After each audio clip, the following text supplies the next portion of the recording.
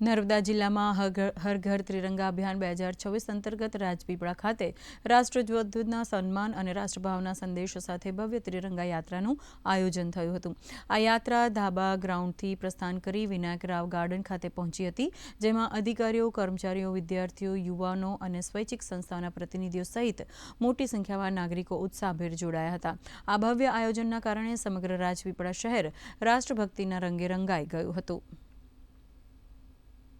ત્યારે અદ્ભુત રેલીનું આ આયોજન થયું છે અને આ આયોજન દ્વારા જે ભારતીય જનતા પાર્ટીના કાર્યકર્તાઓ પણ જ્યારે ઉપસ્થિત રહ્યા ત્યારે સર્વે લોકોને હું ખૂબ ખૂબ અભિનંદન સાથે શુભકામનાઓ પાઠવું છું। 15મી ઓગસ્ટ નિમિત્તે જ્યારે આ તિરંગા યાત્રાની રેલીનું આયોજન થયું ત્યારે સર્વે લોકોના મનમાં જે આન બાન અને શાન છે આપણા તિરંગાની, એનું મહત્વ જળવાઈ રહે, સર્વે લોકો એના મહત્વને સમજે અને મહાન વીર ક્રાંતિકારીઓ કે જેમણે આ ભારત દેશના સ્વાતંત્ર્ય સંગ્રામમાં જેમણે પોતાની જીવનનું બલિદાન આપ્યું છે એ સર્વે લોકોને શ્રદ્ધાંજલિ અર્પિત કરું છું। રાજપીપળા ખાતે તિરંગા યાત્રાનું ભવ્ય આયોજન થયું છે। સ્પોર્ટ્સ કોમ્પ્લેક્સથી નગરપાલિકાના ગાર્ડન સુધી રાજપીપળા સિવાય તમામ તાલુકાઓમાં, તમામ શાળાઓમાં, કોલેજીસમાં પણ તિરંગા યાત્રાનું આયોજન થઈ રહ્યું છે। જે રીતે આપણે દર વર્ષે કરીએ છીએ આ રીતે આ વર્ષે પણ બહુ ભવ્ય તિરંગા યાત્રાનું આજે આયોજન થયું છે।